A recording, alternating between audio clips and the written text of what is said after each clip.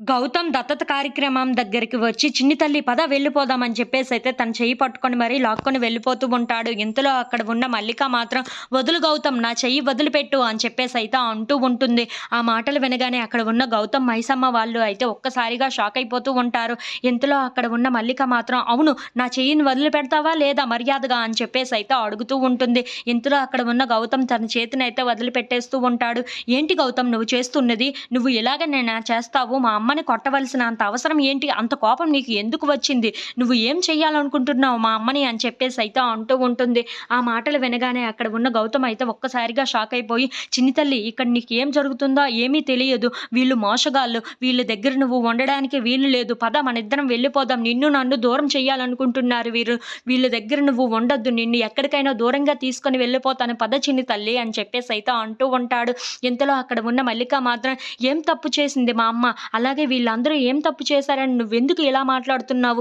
నేను ఎక్కడికి రాను. కావాలంటే నువ్వే వెళ్ళిపో" అని చెప్పేసైతే అంటూ ఉంటుంది. ఆ మాటలు వినగానే అక్కడ ఉన్న గౌతమ్ అయితే ఒక్కసారిగా షాక్ అయిపోయి మల్లిక వైపు అలా చూస్తూ ఉండిపోతాడు. ఇంతలో అక్కడ ఉన్న గౌతమ్ మాత్రం, "చిన్ని తల్లి ఇవేమీ నీకు తెలియదు. నువ్వు పద నా దగ్గరికి వెళ్ళిపోదాం" అని చెప్పేసైతే అంటూ ఉంటాడు. ఇంతలో అక్కడ ఉన్న మల్లిక మాత్రం, "నేను రాను" అని చెప్పేసైతే అంటూ ఉంటుంది. ఇంతలో అక్కడ ఉన్న మైసమ్మ మాత్రం, "ఇప్పుడు నిజం తెలియాల్సిందే గౌతమ్. నువ్వు అసలు విషయం ఏంటో మల్లికకి చెప్పు" అని చెప్పేసైతే అంటూ ఉంటుంది. ఇంతలో అక్కడ ఉన్న మల్లిక అయితే ఒక్కసారిగా షాక్ అయిపోయి గౌతమ్ వైపు, మైసమ్మ వైపు అలా చూస్తూ ఉండిపోతుంది. "చిన్ని తల్లి నువ్వు ఎవరో తెలుసా? నువ్వు ఎవరి కూతురువో తెలుసా? ఎవరి బిడ్డవో తెలుసా?" అని చెప్పేసైతే తనకి నిజం చెప్పబోతూ ఉంటాడు.